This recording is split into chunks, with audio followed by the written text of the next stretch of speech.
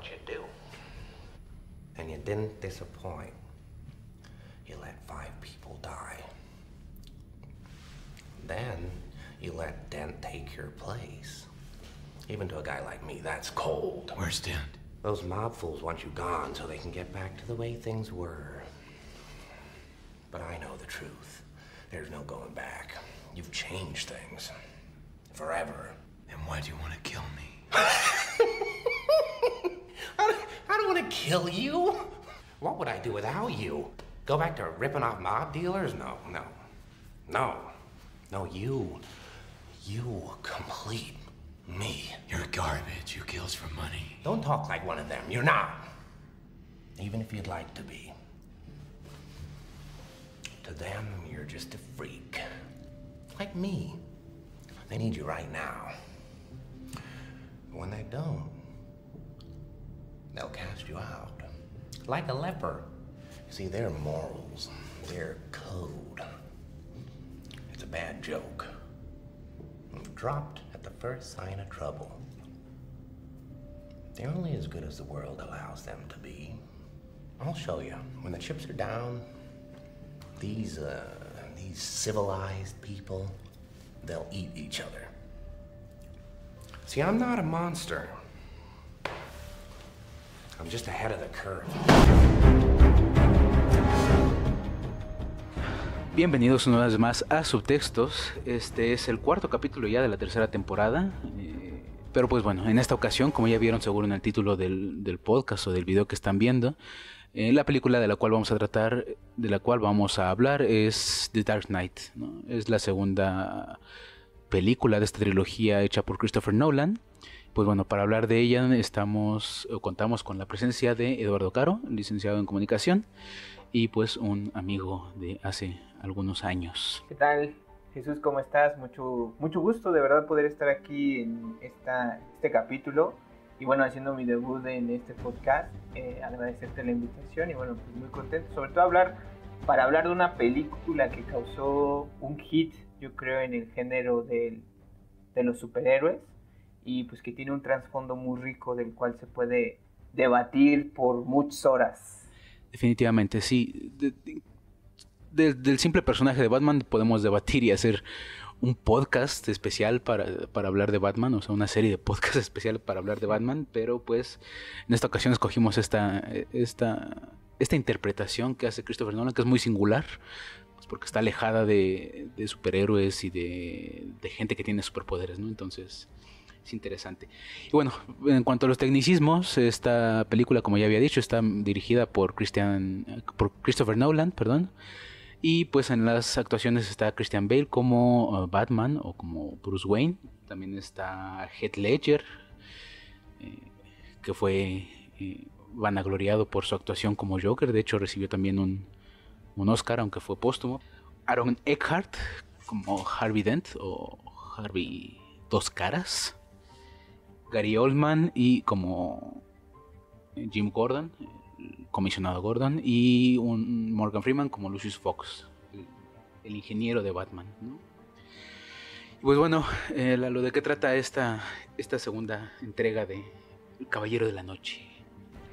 Pues es una película que nos retrata la consolidación de Batman, o ya un poco más, ya lleva algunos años o algún tiempo como el justiciero, el símbolo de la justicia de Gótica, hasta que, bueno, pues esta paz o esta tranquilidad que él ha tratado de mantener se ve interrumpida por la llegada de un misterioso personaje que se hace llamar simplemente Joker o The Joker, y que empieza a sembrar el caos en la ciudad.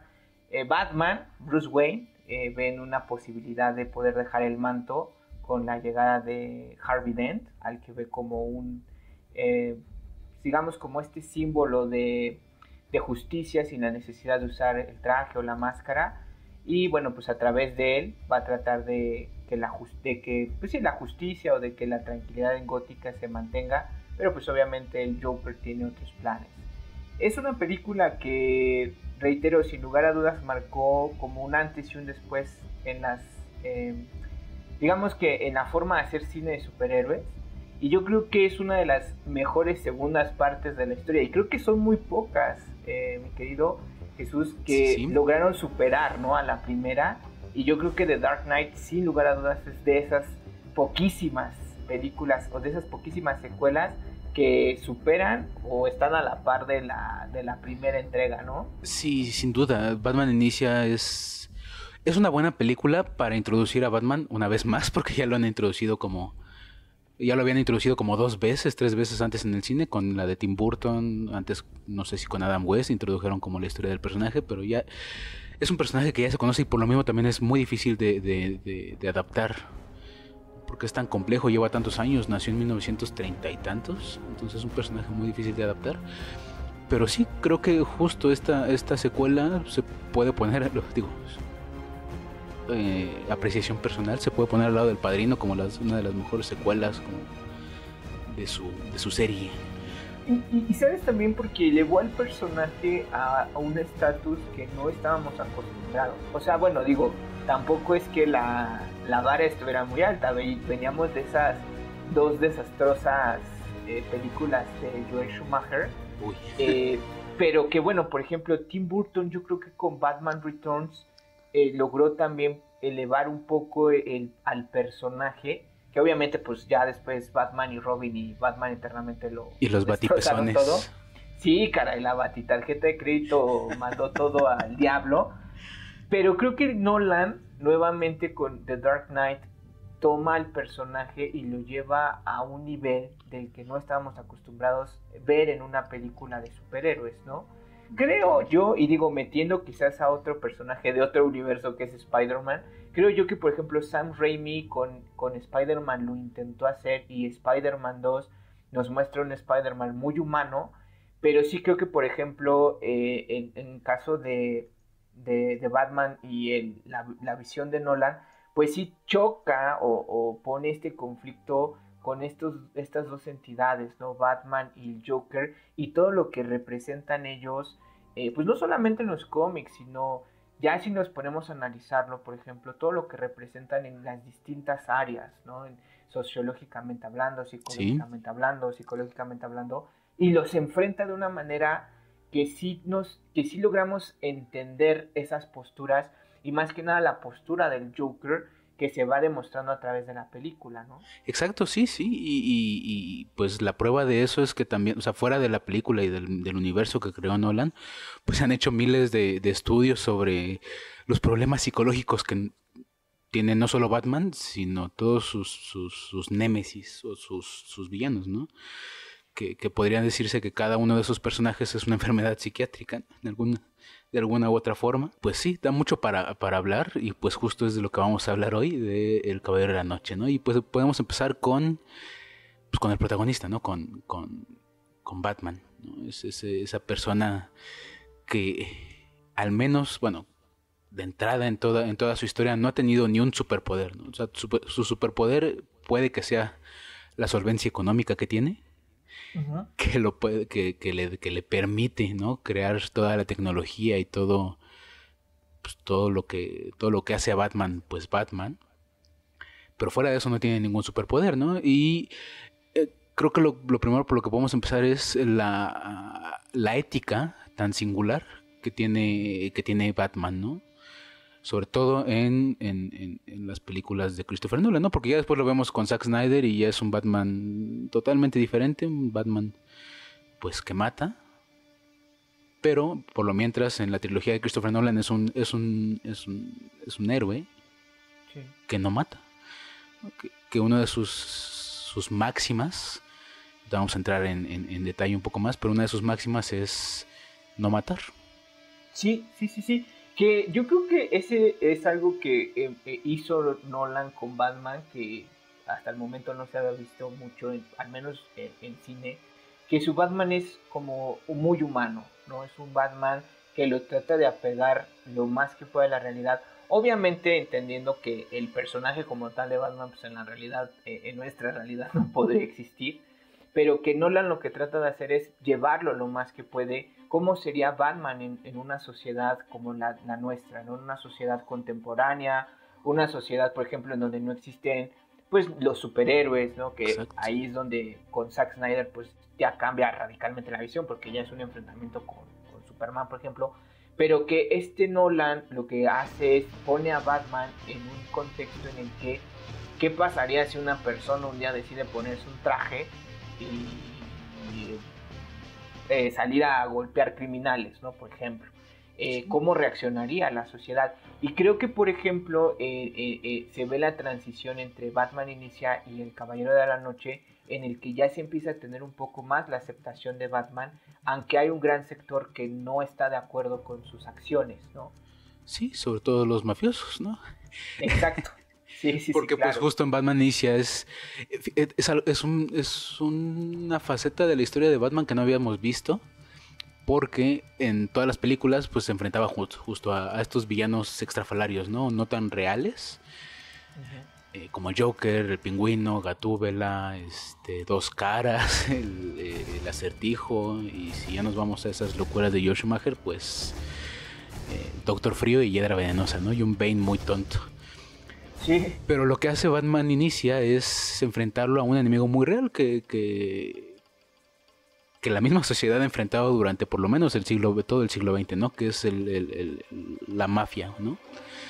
Una mafia que pareciera una mafia de estas, pues hasta los apellidos, ¿no? Es una mafia italiana que está metida en los cómics sí se ha visto, sí se ha desarrollado mucho esa historia con la mafia, pero en las películas no, y es una buena historia como para empezar. No es un villano, pues no me gustaría, ¿no? Exacto, no me gustaría decir regular, que era la palabra que tenía en mente, pero sí es un poco más aterrizado, pues porque es más real, ¿no? Sí, claro. Y más que nada, perdón, que sí. Por ejemplo esta historia también pues está basada, la Batman Inicial se basa un poco en Año 1, escrito por Frank Miller, que pues también nos muestra un Batman que pues está empezando, que se infiltra, ¿no? en los bajos mundos, que obviamente los villanos ahí a los que se enfrenta pues son precisamente los que mencionas, los jefes criminales, ¿no? Que es un poco más abrazando esta visión de Nolan, que es muy lógico que quisiera enfrentar a su Batman en una primera película contra criminales más, no sé si decirlo, más normales o más realistas, como son jefes criminales, ¿no? Digo, mafiosos, contrabandistas y tal. Pues sí, y la razón principal por la que me imagino que decidió Christopher Nolan enfrentarlo a criminales fue porque la raíz de Batman es o sea, la justificación por la cual Bruce Wayne se convierte en Batman, pues es un criminal, ¿no? Es un criminal que mata a sus padres saliendo de una obra de teatro, de una obra de ópera, dependiendo también de la adaptación en cuestión. Pero pues es un criminal el que despierta a Batman. Entonces tenía que ser ese primer villano el que viera crecer a Batman ya como este héroe, ¿no? Pues justo a partir de eso, de esa imagen trágica que tenemos de Bruce Wayne como un niño llorando a los pies mientras sus papás están tirados ya en el piso, pues creo que es una de las cuestiones que le hace también pensar en que matar es malo en toda esta ética, ¿no? Y ahí es donde podemos justo entrar ya de lleno en esta filosofía de Kant, ¿no? Immanuel Kant era un filósofo alemán, prusiano, que fue uno de los más grandes pensadores de la Ilustración, y que justo pensó o ideó su propia ética. En esta ética kantiana, pues una de las máximas de las que hablaba era que debemos actuar tal y como creemos que debería actuar todo el mundo. Es una de las cosas que aplica Batman, y Immanuel Kant lo llama el imperativo categórico. Este imperativo categórico pues es una ley universal que deben tener todas las personas, o que uno buscaría que tuvieran todas las personas para su actuar, y esta debe estar dentro de la razón. ¿A qué me refiero con esto? Para Batman, la idea de la justicia, o de buscar este tipo de justicia, aunque sea por su propia mano, no viene inculcada de otras instituciones, no viene inculcada de la religión, no viene inculcada de otros medios, ¿no? Sí, claro. Es una idea que él tuvo a partir del momento en que tuvo este trágico encuentro con con un ladrón que le arrebató la vida a sus papás. Entonces, a partir de ese momento, él ve toda la putrefacción y toda la corrupción que hay en Gótica y empieza a pensar esta forma de revertirla, ¿no? Ya justo en Batman Inicia vemos cómo se alía con la Liga de las Sombras y todo eso para poder tener las herramientas necesarias para poder vencer al crimen en Gótica. Pero pues justo el imperativo categórico es esta idea que nace dentro de él, no viene de ninguna institución, no viene de afuera, sino viene de él, ¿no? Y justo otra de los postulados de los que hablaba Immanuel Kant era que nunca debemos usar al ser humano como un instrumento, sino como un fin. Eso también se aplica mucho a Batman en esta ley que él tiene propia de no matar, pues porque a final de cuentas esto genera una empatía. Él sabe el dolor que causa perder a alguien y por lo mismo decide no hacerlo. Y aparte, bueno, nos damos cuenta mucho de estas posturas, ¿no? Por ejemplo, esta parte del no matar que él mismo, bueno, sobre todo en los cómics, ¿no? Que él habla y dice, si yo matara a un asesino, habría otro, ¿no? O sea, yo me convertiría en eso, en lo que yo estoy buscando erradicar, ¿no? Entonces, como dices, y eso es bien interesante porque existen como estos tipos o estos diferentes tipos de justicia que nosotros, por ejemplo, hemos aprendido a lo largo de nuestra vida. La justicia, por ejemplo, o la religión, lo que nos presenta como justicia, el Estado, lo que nos presenta como justicia, incluso hasta la misma sociedad, ¿no? Tienen su propio concepto de justicia muchas veces, y también tenemos mucho esta parte del ojo por ojo, ¿no? Que creemos que esa sería como una forma justa de resolver las cosas, pero por ejemplo para Batman pues esa no resolvería nada, porque justamente es eso, ¿no? Si matas al ladrón o si matas al asesino, pues tú te vas a convertir también en un criminal, ¿no? Al final no vas a resolver nada, aunque no mucha gente, por ejemplo, se podría refugiar en la parte de como lo comentábamos previamente, esto de que el fin justifica los medios, ¿no? Y justamente, por ejemplo, lo que Batman busca es tener algo que justifique, pero sin que sea, ¿cómo decirlo?, como por la fuerza bruta, ¿no? No sé si me explico con este ejemplo de sí lo quiere justificar su accionar a través de algo que esté dentro de la ley. A pesar de que está rompiendo la ley, su accionar no la rompe del todo, ¿no? Sí, ese es una de las... es como... Batman siempre está como en esta cuerda floja entre... Lo vamos a hablar un poco más adelante, pero entre el utilitarismo y la ética kantiana, ¿no?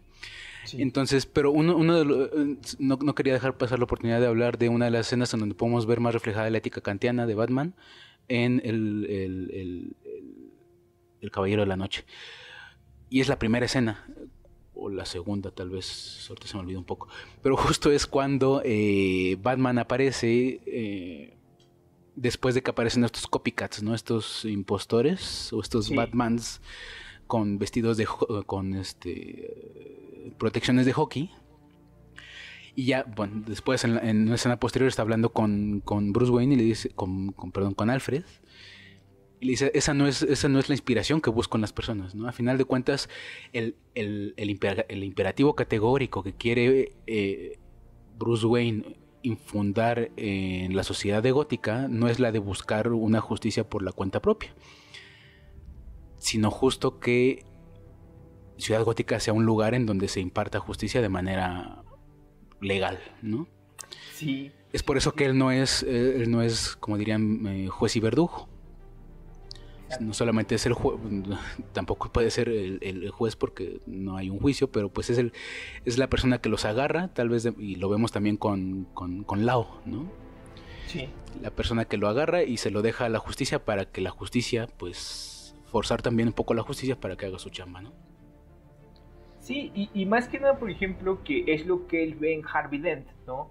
Que en Harvey Dent él ve esta persona que puede tomar su lugar, ¿no? Como este símbolo de esperanza, pero dentro del marco legal, ¿no? Sí. O sea, un personaje que tiene la facultad legal, por así decirlo, o toda la legalidad de poder encerrar criminales, de no utilizar, ¿no? Lo que comentábamos, esta fuerza bruta para detener, sino hacerlo a través de las instituciones, ¿no? Como que Batman, justamente lo que tú comentas, Jesús, que es, él no quiere inspirar a la gente que salga y se viste igual que él y golpee criminales, sino que la gente crea en las instituciones, ¿no? Que crea en el departamento de policía, que crea que estos procesos sí funcionan, y Harvey Dent le brinda esa oportunidad, que al principio a lo mejor él, cuando sucede lo de sus papás y todo esto, pues sí no lo ve así, no encuentra la justicia de esa forma, e incluso, no sé si recuerdan, en Batman Inicia, él intenta incluso tomar la justicia por sus manos al querer dispararle al asesino de sus papás, ¿no? Sí. Y al final pues decide no hacerlo. Entonces, al ver este nuevo símbolo que es Harvey Dent, pues él dice, bueno, la gente va a volver a creer en que no es necesario vestirse como yo o salir a buscar la justicia por sus propias manos, sino que puede creer o puede volver a confiar en que las instituciones, ¿no?, van a hacer la justicia como debe de ser, ¿no?, como está escrito y como está establecido. Sí, y todo va bien hasta que aparece una figura que pone al límite tanto a Harvey Dent como a Batman, que es el Joker, ¿no? Exacto. El Joker en la mitología o en el panteón de Batman, pues ha sido su némesis, ¿no? Casi desde sus inicios, en los cómics hasta la actualidad, ha sido el villano más recurrente, el que más le ha golpeado a Batman, tanto física como mentalmente. Pues lo vemos en la película, ¿no? A final de cuentas, lo que busca Joker es romper a Batman, romperlo ideológicamente, porque ya vendrá quien lo rompa físicamente. Sí. Pero ideológicamente, o ponerlo a prueba ideológicamente, siempre lo ha logrado Joker, ¿no? Y en esta película es importantísimo, ¿no? Porque aunque también el Joker ya había sido adaptado al cine en una anterior ocasión, también había sido muy fantasioso, ¿no? Igual un líder de la mafia que recibe su característica sonrisa por caer en ácido.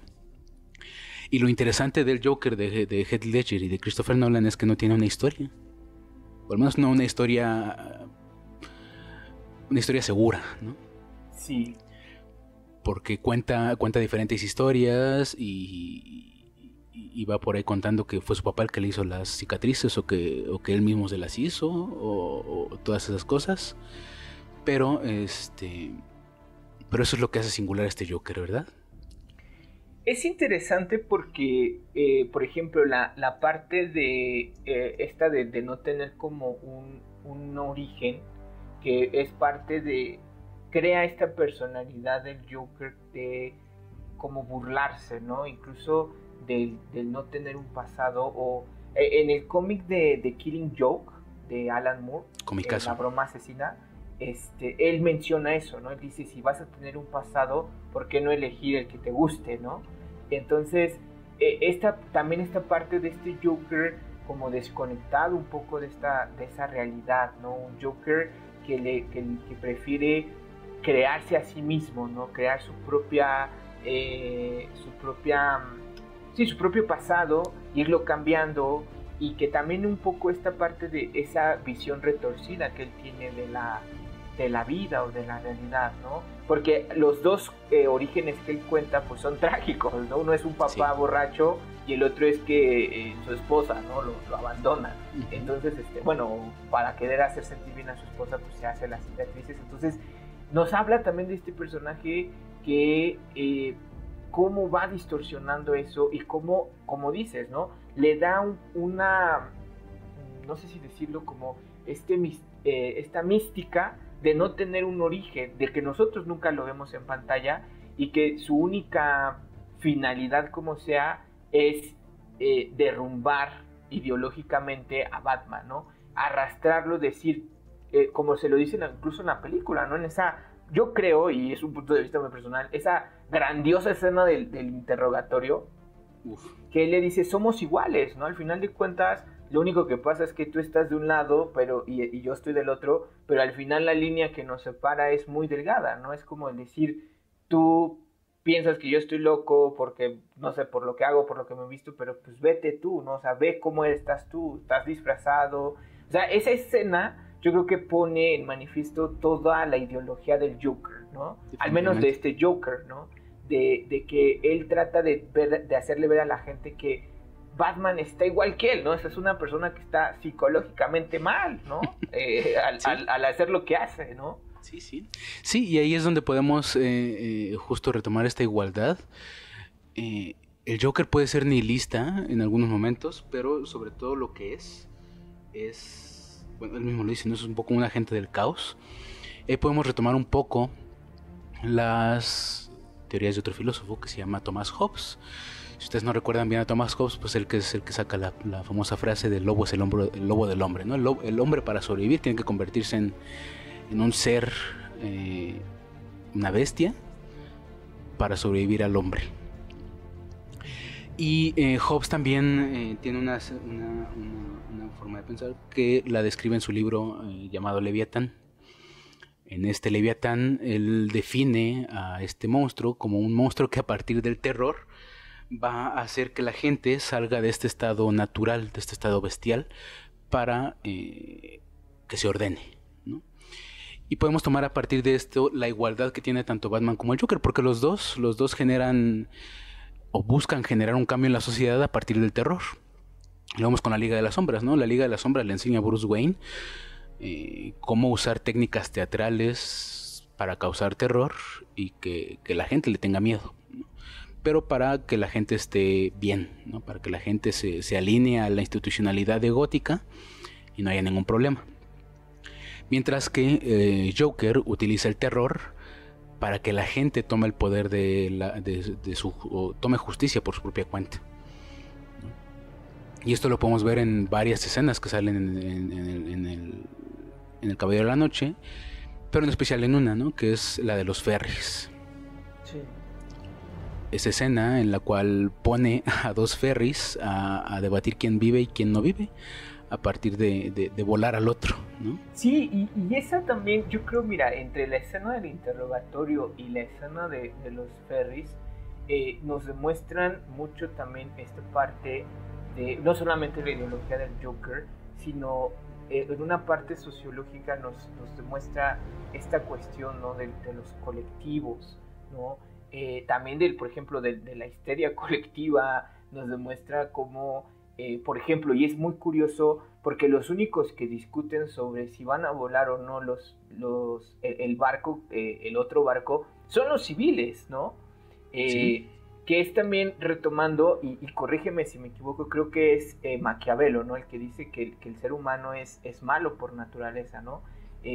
Había creo que otro filósofo, Hobbes, y había otro filósofo que decía que el humano se corrompe, ¿no? Y justamente Maquiavelo bueno, no sé si se lo debate directamente, pero él dice que no. Y creo que aquí lo demuestra, ¿no? Porque, reitero, quienes hablan sobre volar el barco son los civiles, ¿no? Y son los civiles, perdón, porque tienen una superioridad moral, bueno, según ellos, ¿no? Que a final de cuentas, el Joker los pone en el mismo plano, ¿no? Nadie es superior al otro porque los dos tienen la arma con la que pueden volar al otro. Pero por lo mientras los civiles se sienten moralmente superiores a los reos, ¿no? Y ahí hay una parte, ¿no? Muy, muy padre, porque hay un personaje que dice que los del otro barco ya tomaron sus decisiones, ¿no? Que decidieron robar, violar, matar, ¿no? Y es como de ellos ya tuvieron su chance y lo hicieron mal, y nosotros, ¿por qué tenemos que sufrir, no? Tenemos por qué permitirles vivir cuando ellos lo hicieron mal, ¿no? Y lo que dices, ¿no? Esta parte de la moral que lo vemos hoy en día, sobre todo en redes sociales, digo, haciendo un poco podríamos tomar este ejemplo de que hay gente que cree que tiene esta superioridad moral por muchas razones, ¿no? Porque, no sé, porque no han hecho nunca nada malo, según ellos, porque se han mantenido como dentro del margen de lo socialmente aceptable, ¿no? De lo correcto, pero pues que moralmente hablando, por ejemplo, pues la cosa cambia radicalmente, ¿no? Sí, definitivamente, y a final de cuentas, pues esto esto de la escena de los ferries nos lleva también a miles de cuestiones éticas, ¿no? Sobre quién tiene más valor como persona, ¿no? Se ponen justo lo civil. Es interesante lo que dices, porque justo los reos no se ponen a debatir, ¿no? Al final de cuentas, nada más uno de los reos es el que se levanta y diciéndole a todos, pues justo lo mismo que dicen los civiles, ¿no? Nosotros ya tuvimos la oportunidad y pues va a ser lo que ellos quieran, ¿no? Y lo que el otro barco quiera, ¿no? Entonces, esto nos lleva a un debate que se llama el debate de los prisioneros, ¿no? Es esta cuestión, ¿no? Este ejercicio que se hace de que son generalmente cuando tienes, o bueno, así lo exponen, tienes dos personas a las cuales les vas a ofrecer un trato. Les dices, por ejemplo, si suponiendo que cometes un crimen, ¿no? Con otra persona y le dices a una de ellas, si dices o si denuncias, ¿no? O entregas a tu compañero, te vas libre. Pero si tu compañero decide hacer lo mismo contra ti, pues tú te vas a la cárcel y se va libre, ¿no? Uh-huh. Se maneja de distintas maneras porque esta teoría o ¿cómo decirlo? Como esta idea tiene como diferentes, alternativas, ¿no? Como variables. Diferentes variables, sí. Sí. Sobre, por ejemplo, que puede ser que si los dos confiesan, pues los dos se van 5 años, ¿no? Pero si solamente uno confiesa sobre el otro, pues el otro se va encerrado 10 años y el otro se va libre, ¿no? Exacto. Y como que te dan a partir de recompensas. Y en este caso, por ejemplo, en la escena de los ferries los podemos ver porque la recompensa es, si tú activas la bomba que está en el otro barco, tu recompensa es que vas a vivir, pero si la otra persona decide hacerlo, pues la recompensa de ellos es que ellos viven y tú vas a morir, ¿no? Entonces es como ponerlo en ese momento, ponerlo en práctica, lo vemos en la escena, pero también es como esta parte de lo que el Joker a través de la película lo va desarrollando, que es en un momento de presión o en un momento cuando la gente está a punto de morir, es cuando demuestran su verdadera cara, ¿no? Sí.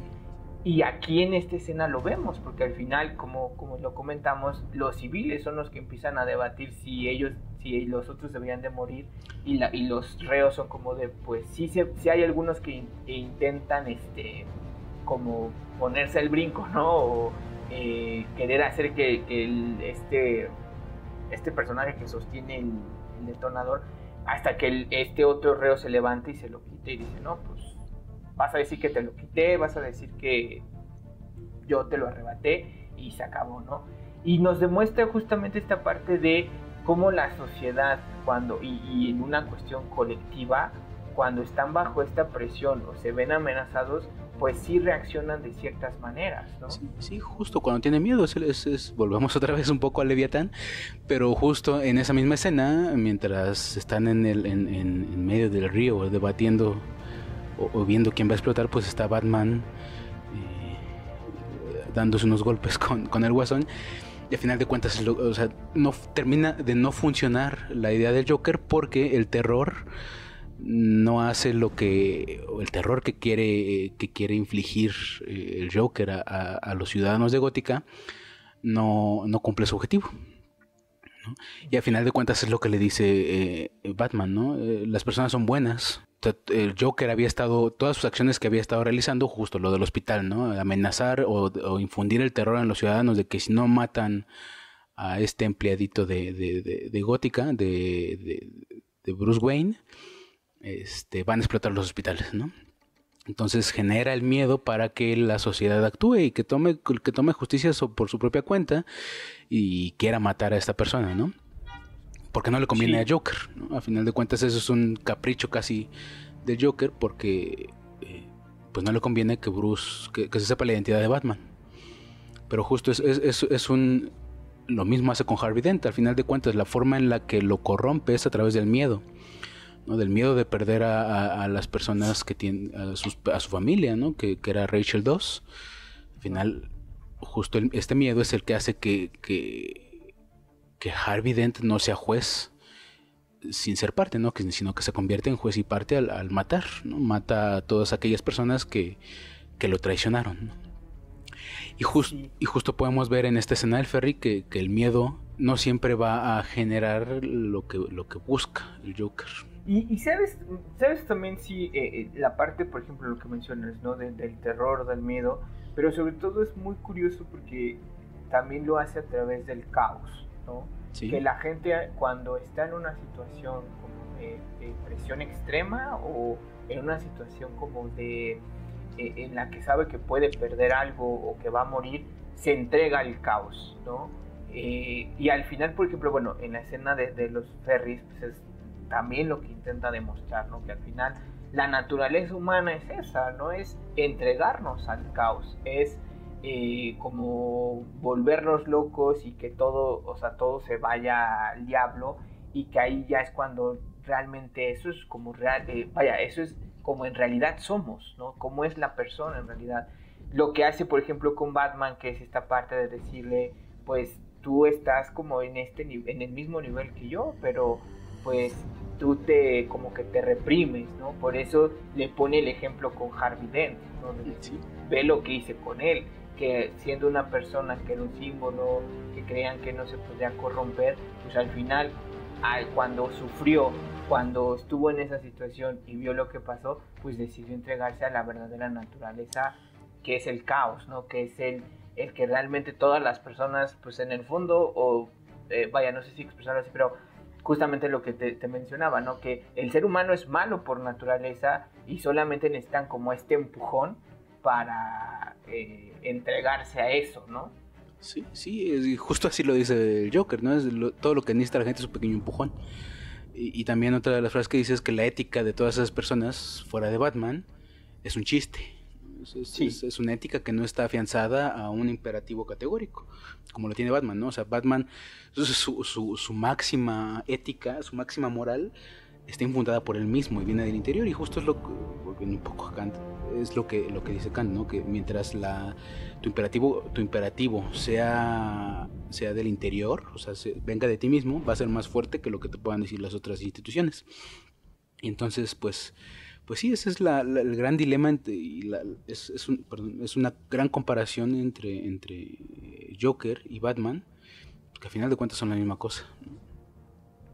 Cada quien busca el mismo objetivo con diferentes a través de diferentes medios, pero pues justo, o sea, también lo que buscaba, aunque él diga que es un agente del caos y que no tiene un plan y todo eso, pues el Joker tiene un plan, ¿no? Es una mente maestra que va generando plan tras plan, y tiene plan B y plan C y plan D, de tal manera que pone en jaque al investigador, ¿no? Al detective de detectives, ¿no? Que es Batman, ¿no?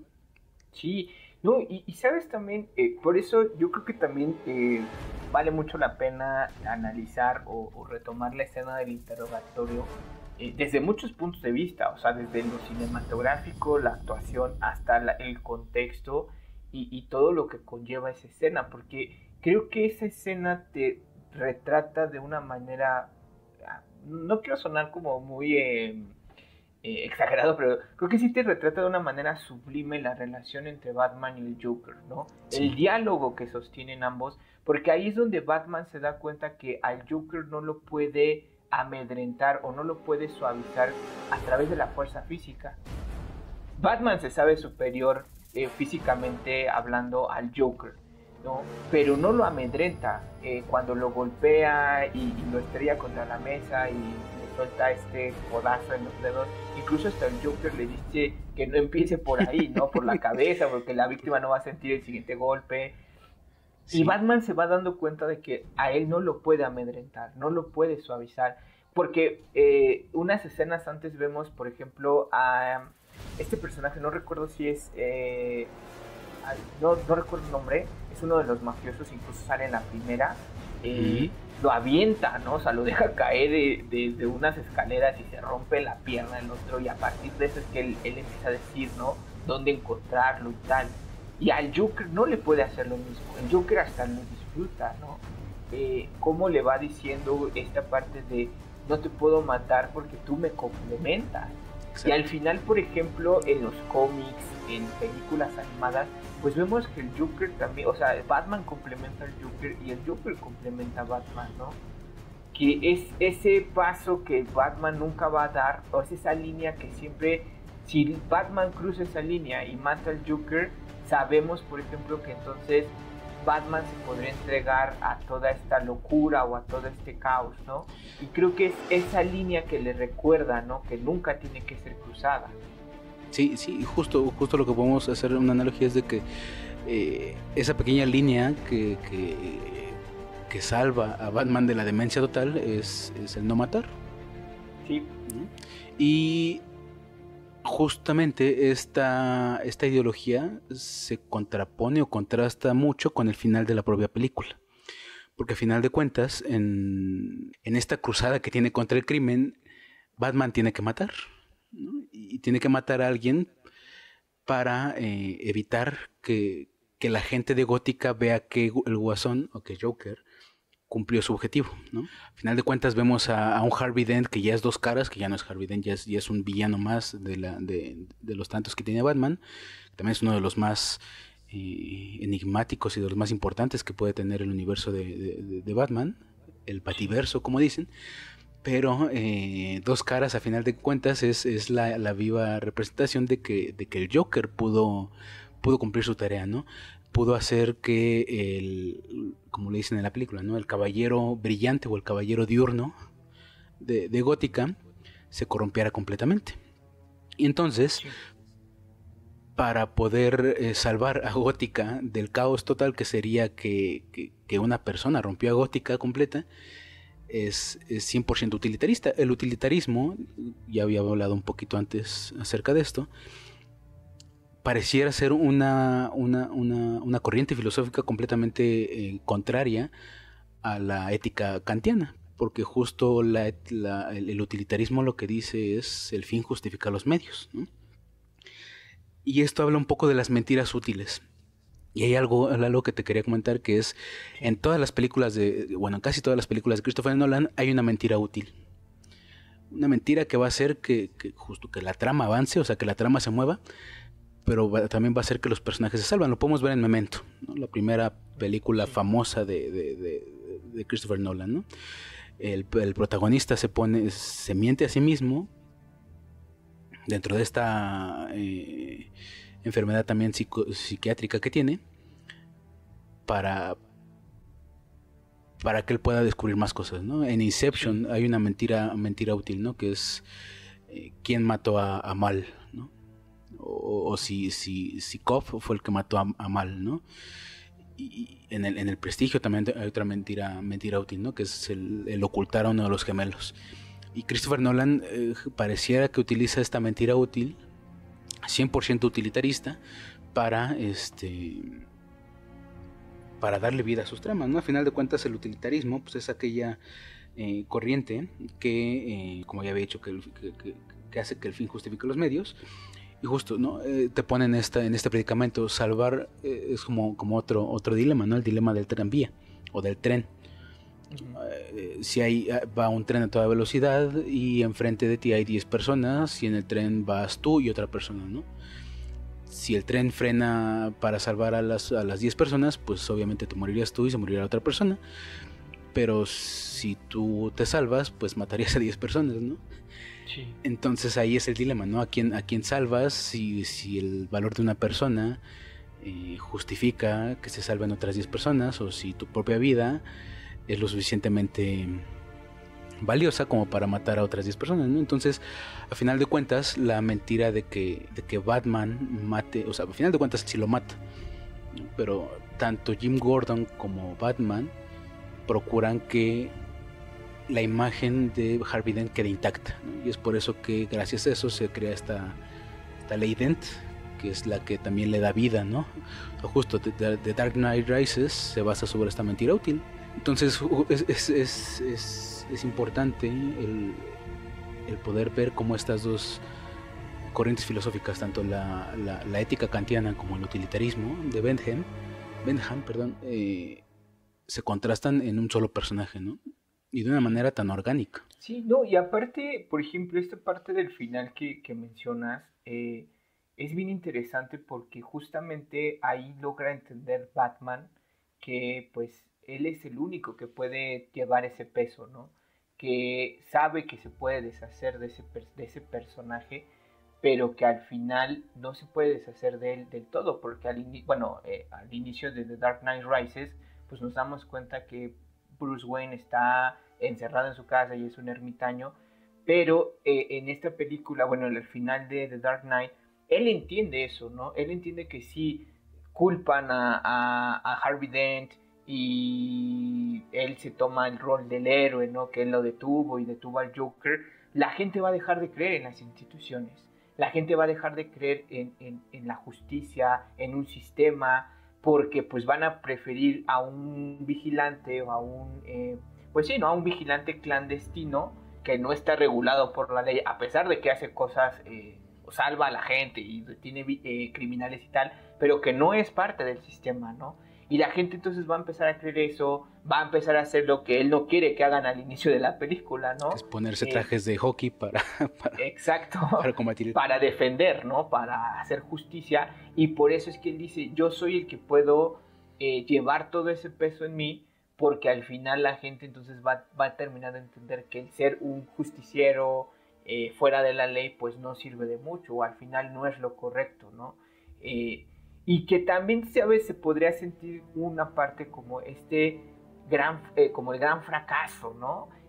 ¿Por qué? Pues porque al final, o sea, es como término medio, ¿no? Porque al final logra que la gente se mantenga creyendo en las instituciones o siga manteniendo su fe en el sistema, y que haya encierros, ¿no? La ley Dent, como mencionas, que se habla más de ello en la tercera parte, pero al final también es como gran fracaso porque pues pierde al amor de su vida, en ciertos términos, o viéndolo desde una perspectiva, ¿cómo decirlo? Como más pesimista, no sé, más realista, pues el Joker gana, ¿no? Al final el Joker logra su objetivo de todo el mundo, la locura es como la gravedad, ¿no? Solamente necesitas un empujón, y lo logra demostrar con Harvey Dent, ¿no? Que hasta la persona más más limpia o más incorruptible o más justa, ¿no? Por así decirlo, pues al final del día solamente necesita ese empujón, y esa es la diferencia, ¿no? Que es como el Joker como que lo entiende así, de que todo el ser humano es así, está loco o es malo, y que solamente necesita ese push para entregarse a esa situación o a esa naturaleza, y Batman es el que dice, ¿sabes qué? Tiene razón, yo soy el único que puedo cargar con ese peso, pues me voy a ir. Y al final también el Joker logra algo que él quería desde el principio, ¿no? Que era que Batman quería que lo matara él. No se pudo, y al final pues logra que mate a Harvey Dent, ¿no? A ese símbolo de esperanza, él se termina matándolo, y pues es que dice Batman, no, pues prefiero que Harvey Dent quede como el símbolo, como la esperanza de la gente, y que mejor todo recaiga sobre mí. O sea, esta parte, ¿no? De que incluso Gordon lo dice al final, o en su diálogo, ¿no? Es el héroe que necesitamos, pero no el que merecemos, ¿no? Pues al final del día. Yo creo que es una película que, reitero, en cuestión del género de superhéroes, cambió completamente el panorama. Se atrevió, yo creo, a llevar a los personajes a un nivel que no era como lo que estábamos acostumbrados a ver. Yo creo que la historia de Dark Knight es una historia que se lleva de una manera muy, como dijiste, ¿no? Muy orgánica. Es una historia que nos pone, o sea, que enfrenta toda la ideología de Batman. Estoy haciendo lo correcto, es esto lo correcto, esto es justicia, y de repente se enfrenta a un villano que él lo dice, ¿no? No importa el dinero, lo que importa es el mensaje, que para la locura pues solamente necesitas un empujón, todas estas ideas, ¿no? En el interrogatorio, reitero que esa escena, yo creo que si la analizamos desde todas las perspectivas, es una escena tan bien hecha porque enfrenta a Batman. Cuando tú piensas que son dos personajes o dos ideologías distintas, al final creo que el Joker también habla un poco del fin justifica los medios, ¿no? El Joker también utiliza esta parte, ¿no? Es una persona que sabe perfectamente lo que está haciendo, que no actúa por locura o porque no sepa si lo que está haciendo está bien o está mal. Él sabe perfectamente lo que hace, como Batman, ¿no? Batman también sabe perfectamente lo que hace y lo demuestra, ¿no? Que le dice, tú y yo pues no somos diferentes, lo único que pasa es que ellos sí te aceptan a ti y a mí no, ¿no? Esta parte como del caos, o sea, ese enfrentamiento no solamente físico, sino lo lleva a una cuestión ya más moral, a una cuestión psicológica también, porque aquí nos demuestra que pues Batman podrá estar musculoso y podrá saber 1000 técnicas de pelea, pero si llega una persona que lo empieza a poner en estos predicamentos, realmente toda esa fuerza no le funciona. Reitero, el mismo Joker se lo dice, ¿no? Que él con toda esa fuerza no puede hacer nada para salvar a Rachel o a Harvey, ¿no? Sí, al final tiene que elegir una persona. Exacto, ¿no? Y el darle las direcciones al revés, con este plan en maña para que él también sufra eso y después transformar a Harvey Dent en dos caras, es como esta parte del Joker sabe perfectamente todo lo que está haciendo.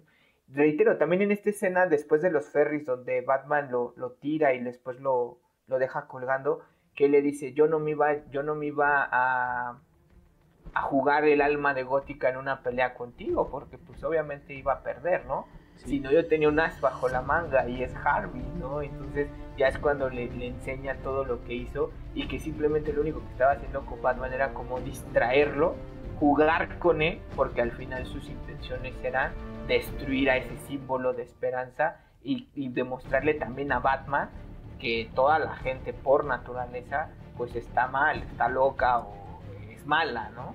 Sí, y fíjate que lo dices, digo, y viendo un poco en retrospectiva lo que pudo haber sido la tercera entrega, porque según algo que leí por ahí es que la tercera entrega de El Caballero de la Noche iba a ser con el Guasón igual, pero pues desgraciadamente falleció Heath Ledger y pues tuvieron que meter a un Bane que desde mi punto de vista está muy bien hecho, no tiene pierde.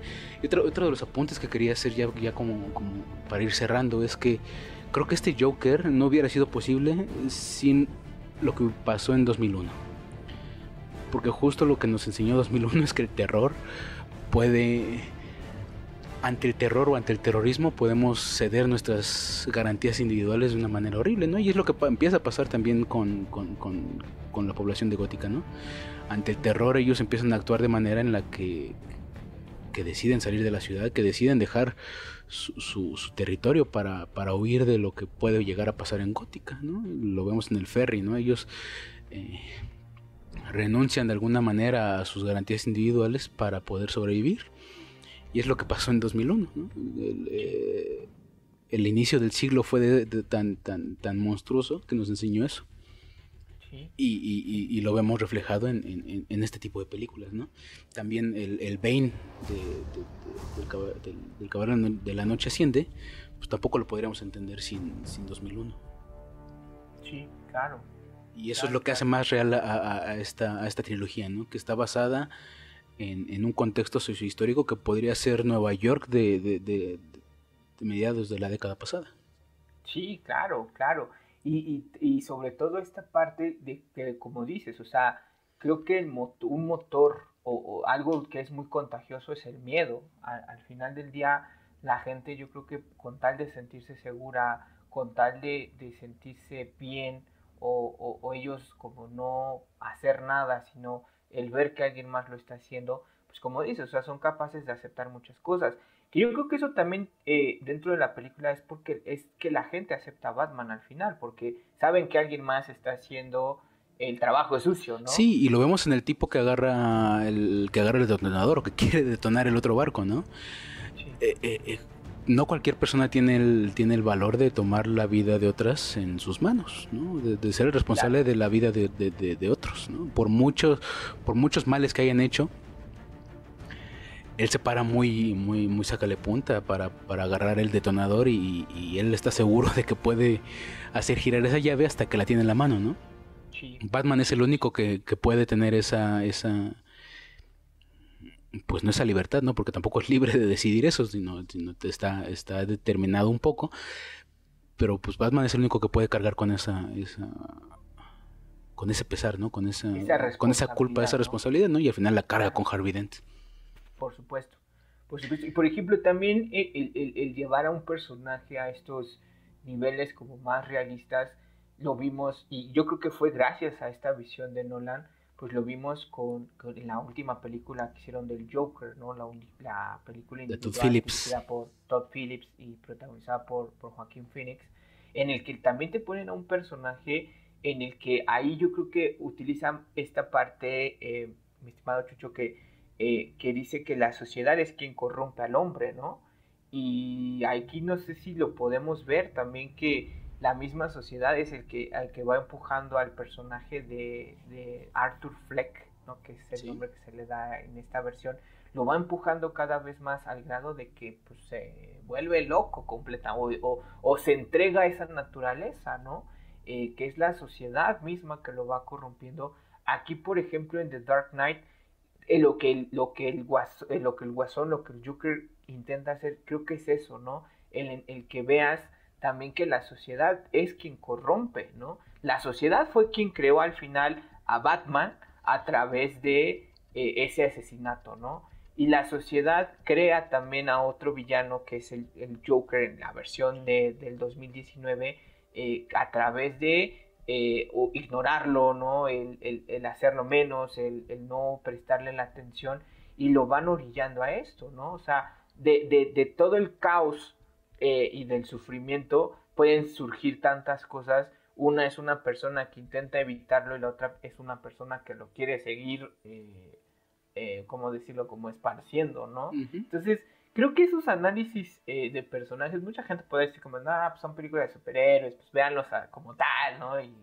Y se molestan un poco por este tipo de análisis. Pero yo creo que es bien interesante porque son situaciones o son temas que si los metes en una película como estas y los llevas a estos estudios o a estos análisis, te salen cosas bien interesantes, ¿no? Sí, a final de cuentas el cine es un reflejo de la realidad, como cualquier arte, ¿no? Entonces, claro, por mucho que el guión no esté basado o el guionista no haya tenido la intención directa de, pues voy a crear a Batman porque me leí a Kant y voy a hacer que esto sea así. Pero al final de cuentas, al ser un reflejo de la sociedad, pues va a traer estas cargas, esto ya cargado. Entonces, pues sí, es hasta cierto punto necesario hacer estos análisis para a partir de una obra de ficción poder entender nuestra realidad, ¿no? Y es también un poco de lo que hace Subtextos. Sí, claro. El entender la realidad a través del cine, ¿no? Ya sea una película de superhéroes o una película de romance, una película de ciencia ficción. En todas hay terror, ¿no? de terror, en todas hay podemos echarnos toda una temporada hablando de cómo el terror ha cambiado dependiendo de la década, ¿no? Y del enemigo común de la sociedad. Eso lo podemos dejar para después, pero pues es lo que hace el cine, ¿no? El generar una visión de la realidad, ¿no? Pues bueno, podemos seguir hablando de Batman, de Joker y de todos estos personajes, pero pues el tiempo es limitado, entonces no duden que podamos hacer una segunda parte de esta plática o hablar de Joker, ¿no? De la película de 2019 creada o dirigida por Todd Phillips, sí, para hablar de esta otra visión, ¿no? De la visión del enfermo psiquiátrico que también es construida por la sociedad misma. Sí, claro. Pues bueno, pues te agradezco de nuevo el haber estado en este capítulo. Esperemos que sean más en los que nos escuchemos y compartamos el tema. Y pues claro, bueno, a los escuchas, a los podescuchas, no olviden que pues pueden escucharnos a través de YouTube. También estamos en Spotify y también estamos en iTunes Podcast. En todos esos lugares nos pueden encontrar como Subtextos Podcast. No olviden seguirnos por favor en nuestras redes sociales. Estamos en Facebook y en Instagram, igual como Subtextos Podcast. Y pues estaría padre que nos comentaran qué películas quieren escuchar, qué películas quieren que analicemos. Podemos nutrirnos a partir de la retroalimentación que ustedes nos den, ¿no? Muchas gracias. La verdad es que siempre hablar de cine y analizar el cine desde cualquier vertiente o cualquier corriente, ya sea filosófica, psicológica, social, es bien interesante. Hablar de cine en general a mí me encanta y de verdad muchas gracias, mi estimado Chucho. disfruté mucho el platicar contigo y el estar aquí en Subtextos. Espero pues en futuras entregas poder también estar platicando con ustedes, contigo, con los demás miembros del equipo. Y pues muchas gracias por escucharnos y pues de verdad espero estar pronto por acá. Perfecto. Pues bueno, nos escuchamos dentro de 15 días con una nueva emisión. Pues bueno, cuídense, tengan buenos días, buenas tardes y buenas noches.